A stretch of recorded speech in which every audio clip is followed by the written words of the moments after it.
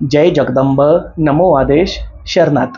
मी प्राध्यापक मुकुंदनाथ आंधळे सर आपलं ह्या व्हिडिओमध्ये सहर्ष स्वागत करत आहे। आज आपण श्री यल्लम्मा देवीची परडी कशी भरावी हे अगदी सविस्तरपणे बघणार आहोत।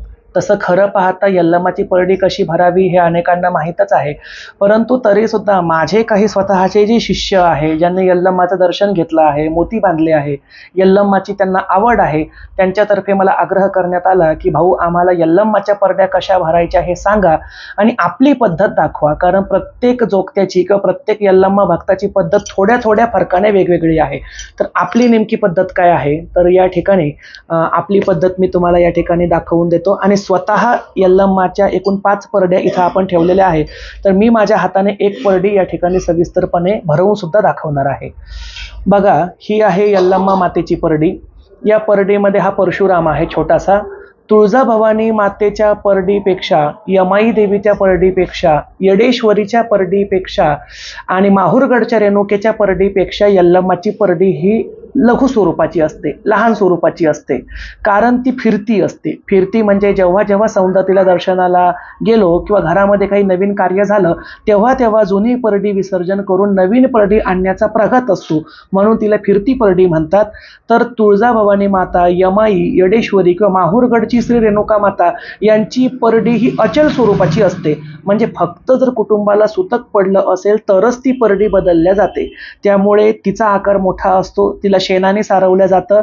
तर यल्लम्माची परडी चल स्वरूपाची असल्यामुळे तिला सारवल्या वगैरे जात नाही, कारण सारवल्यामुळे त्या वस्तूला भक्कमपणा प्राप्त होतो, कायमस्वरूपीपणा प्राप्त होतो। आणि ही परडी वेळ प्रसंगी सौंदतीला दर्शनाला गेल्यावर विसर्जन करायची असल्यामुळे आणि वारंवार नवीन घ्यावी लागत असल्यामुळे तिला शेणाने सारवलं जात नाही।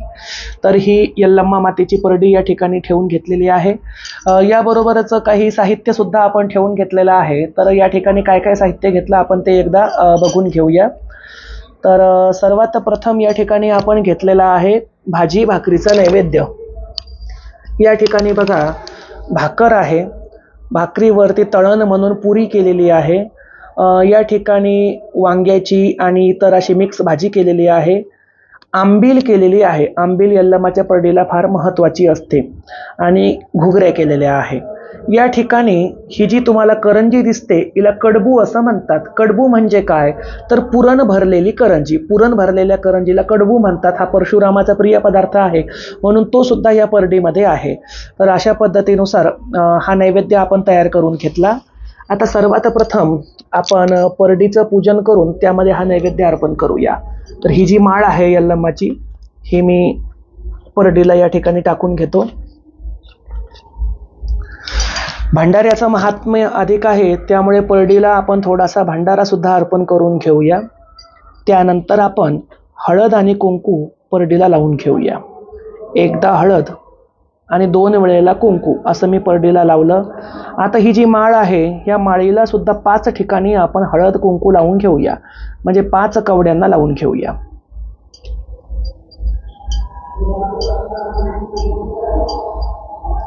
काही जण परडीला पाणी सुद्धा शिंपडतात बरं का, पण मी या ठिकाणी पाणी नाही शिंपडलेलं, पण काही ठिकाणी पद्धत आहे।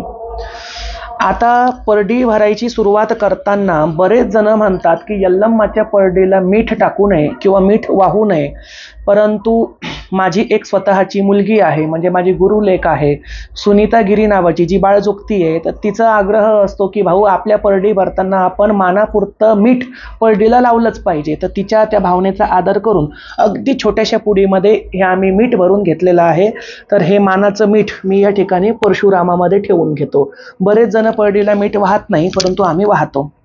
यानंतर हा जो भाजी भाकरीचा आंबील घुगरीचा नैवेद्य होता हा आपण या परडीमध्ये ठेवणार आहोत। आंबील तयार करण्याच्या पद्धती सुद्धा वेगवेगळ्या आहेत बरं का। बहुतांशी नाचणीपासून किंवा ज्वारीच्या पिठापासून आंबील तयार केली जाते। वेळ प्रसंग अति गडबड असेल तर चिंच भिजवून चिंचवणी पासून सुद्धा आंबील तयार केली जाते। कुठली काणी होईना, परंतु आंबील त्यामध्ये असावी। भाजी भाकरीचा नैवेद्य परडीमध्ये मी या ठिकाणी अर्पण करून घेतला आहे। यानंतर आपण सर्व शाक भाज्या ह्या परडीमध्ये अर्पण करूया। भाकर आणि भाजी ठेवली, तिच्यावरती हा पातीचा कांदा ठेवूया। कांदा आहे आणि त्याला वरती पात आहे।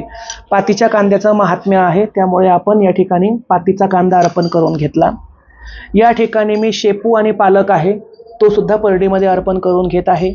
मेथीची भाजी आहे, मेथीची भाजी सुद्धा परडीमध्ये अर्पण करून घेत आहे. या ठिकाणी हिरवी कोथिंबीर आहे, हिरवी कोथिंबीरीची जुडी मी अर्पण करून घेत आहे. त्याबरोबरच वांग, एक वांग आहे, तर हे हिरवं वांग सुद्धा मी परडीमध्ये अर्पण करून घेत आहे. छोटं एक काटेरी वांग होतं ते सुद्धा याच्यासोबत अर्पण करून घेतलं. महत्त्वाचं म्हणजे गाजर आणि मुळा हे दोनही या ठिकाणची कंदफळं आपण परडीमध्ये अर्पण करून घेतलेली आहे. आता या ठिकाणी काकडी, सफरचंद, आता सर्व शाकभाज्या आणि नैवेद्य अर्पण करून झाला. मी माझ्या गळ्यातील माळ काढून आता परडीला ठेवलेली आहे आणि एकदा याला आपण पाणी फिरवून घेऊया. याला अर्मानिक उध उध. आता या ठिकाणी एक बाब मला सांगावीशी वाटते, ती अशी की परडीमध्ये या ठिकाणी मी भरपूर फळं, भरपूर भाज्या, कंद, मुळं, अगदी सर्व पदार्थ भरले. पण वेळ प्रसंगी तुम्ही फक्त कांद्याच्या पातीवर सुद्धा धकवू शकता किंवा एखादं वांग, एखादी कोथिंबीरची, पालकाची, शेपूची जुडी, हिरव्या मेथीची भाजीची जुडी, जी काही एक कुठलीही भाजी असेल तिने परडी भरली तरी सुद्धा चालते. एवढं सर्व साहित्य असावं हे गरजेचं नाही. पण मी एवढं सर्व का ठेवलं, कारण मला वाटतं माझ्या यल्लू आईला जेवढं भरलं पुरलं शाक भाज्या नैवेद्य अर्पण करता येईल तेवढ्या आपल्या परीने आपण करावा. कारण आपण वर्षातून एकदाच ह्या परड्या भरतो, वारंवार भरत नाही. त्यामुळे त्या भरल्या पुरल्या मोकळ्या अंतःकरणाने भरल्या गेल्या पाहिजे. आणि आता या ठिकाणी जेवढे जोगती बसलेले आहे सर्व जोगत्यांच्या कपाळाला आपण भंडारा सुद्धा लावून घेऊया. शरणात. आता या ठिकाणी कपाळाला भंडारा लावताना भंडारा लावणारा म्हणेल शरणात, त्याला रिप्लाय म्हणून समोरचा जोगती उत्तर देतो शिव शरणात. या ठिकाणी हे जे सर्व जोगती आहे हे आमच्याच शिष्य परंपरेचे आहे. जसं या ठिकाणी धम्मपाल गायके आहे, या ठिकाणी संतोष राऊतराय आहे, सुनंदा बनसोडे आहे, अनिल म्हस्के आहे, चंद्रकलाबाई दौड आहे, माझी असणारी दुसरी गुरुलेख मंजुळा नाईकवाड आहे आणि इतरही सर्व. जरी या ठिकाणी सर्व जोगती नसले तरी ते आईला मानणारे आहे, रेणुका मातेचे भक्त आहे. तर यल्लम्मा देवीच्या परडीमध्ये आणि तुळजाभवानीच्या परडीमधला प्रमुख फरक हा की तुळजाभवानी, यमाई, येडेश्वरी आणि माहूरगडची रेणुका या 4 देवींच्या परडीमध्ये मीठ, पीठ, शिदा, डाळ, तांदूळ, तेल, मिरच्या असा कोरडा शिधा अर्पण करण्यात येतो.